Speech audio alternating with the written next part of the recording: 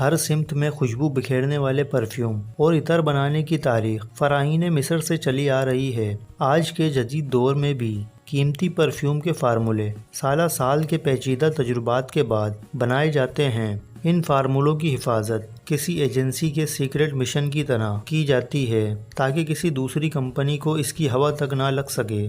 France کو آج دنیا میں پرفیوم انڈسٹری کا بادشاہ مانا جاتا ہے، مگر صرف فرانس ہی نہیں بلکہ دوسرے ممالک کی پرفیوم انڈسٹری میں بھی یہ چلن عام ہے کہ خوشبو بنانے اور ان کی کوالٹی کنٹرول کرنے کے لیے جن لوگوں کو ملازم رکھا جاتا ہے ان کی ناک کا باقاعدہ بیمہ کرایا جاتا ہے۔ یہ لوگ بے شک بہت تعلیم یافتہ بھی نہ ہوں، مگر ان کے سونگھنے کی حس اتنی تیز ہوتی ہے کہ یہ کسی بھی طرح کی خوشبو سونگھ کے بتا دیتے ہیں کہ اس خوشبو میں کون سے اجزاء شامل ہیں۔ مگر جہاں ان کے سونگھنے کی حس بہت زیادہ تیز ہوتی ہے وہاں یہ لوگ بہت جلد سینے کے امراض خصوصاً بے ترتیب سانس اور سینسیٹیوٹی کا شکار ہو جاتے ہیں۔ اپنی کمپنیوں میں ان افراد کو VVIP پروٹوکول دیا جاتا ہے اور ان کے آرام اور سکون کو سب سے زیادہ اہمیت دی جاتی ہے۔ پرفیوم انڈسٹری میں اس وقت تک کوئی پرفیوم مارکیٹ میں نہیں کیا جا سکتا جب تک ماہرین اس کی قبولیت کی سند جاری نہ کر دیں۔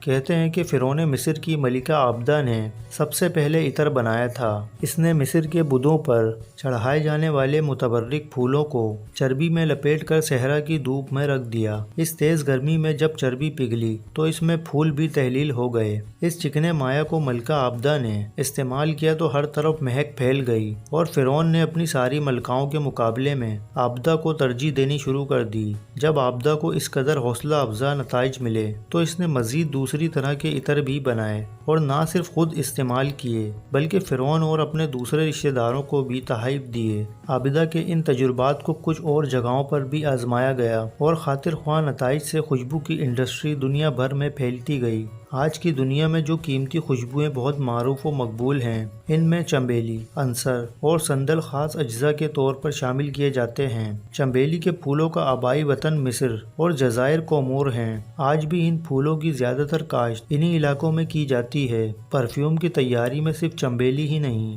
بلکہ درجنوں طرح کے پھولوں اور جانوروں کی چربی کے علاوہ بعض اوقات جنگلی بلی کی گردن کے غدود بھی شامل کیے جاتے ہیں۔ جانوروں کے اجزاء سے کشید کردہ مایہ کو خوشبو کے محلول میں شامل کرنے کا مقصد خوشبو کو دیر تک برقرار رکھنا ہوتا ہے۔ پرفیوم میں اتنے اجزاء شامل ہوتے ہیں اور اتنی اقسام کے پھول ہوتے ہیں کہ کسی ایک ملک میں بہترین پرفیوم بنانے کے اجزاء پیدا نہیں ہوتے۔ اس لیے بیسیوں اقسام کے پھولوں کی پتیوں کے علاوہ کئی دوسرے اجزاء درکار کرنا پڑتے ہیں۔ ان میں بعض اجزاء اتنے قیمتی ہوتے ہیں اور ان کا حصول اس قدر مشکل بلکہ جان لیوا ہوتا ہے کہ جو بھی انہیں حاصل کر کے پرفیوم انڈسٹری کو سپلائی کر سکے وہ راتوں رات کروڑ پتی بن جاتا ہے۔ بہت زیادہ قیمتی خوشبو بنانے کے لیے ایک دوسرا مادہ حبشہ میں پایا جانے والا سیفٹ نام کے جانور سے حاصل کیا جاتا ہے۔ اس کے حصول کا طریقہ نہایت ظالمانہ ہے۔ بلی کے برابر اس ننھے جانور کو زندہ پکڑ کر اس کے جسم کو چھری سے کھود دیا جاتا ہے۔ اپنے زخموں کو بھرنے کے لیے یہ جانور ایک خاص قسم کا مادہ خارج کرتا ہے جسے بڑی احتیاط سے علیحدہ کیا جاتا ہے۔ یہی مادہ پرفیوم سازی میں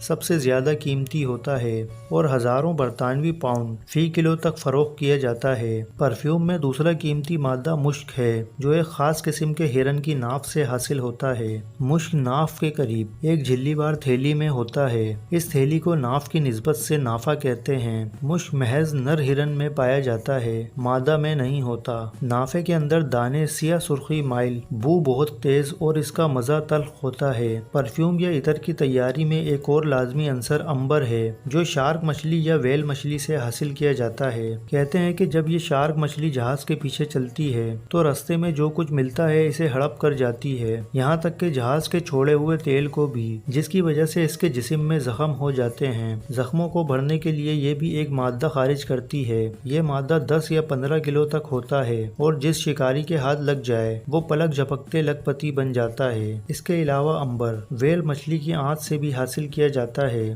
ناظرین، کوئی اپنے گناہوں کے جسم پر پارسائی کا پرفیوم ملتا ہے، کوئی اپنی نفرت کو چھپانے کے لیے محبت کا عطر لگاتا ہے، اور کسی کے جسم سے تکبر کی خوشبو آتی ہے۔ پارسائی، محبت اور عاجزی کے دعوے دار اگر ان منافقانہ خوشبوؤں کے بغیر کہیں مل جائیں تو ان کے پاس کھڑا ہونا بھی مشکل ہو جائے گا۔ ناظرین، مزید ایسی معلوماتی ویڈیوز دیکھنے کے لیے ہمارے YouTube چینل رمضان خان انفو کو لازمی سبسکرائب کریں۔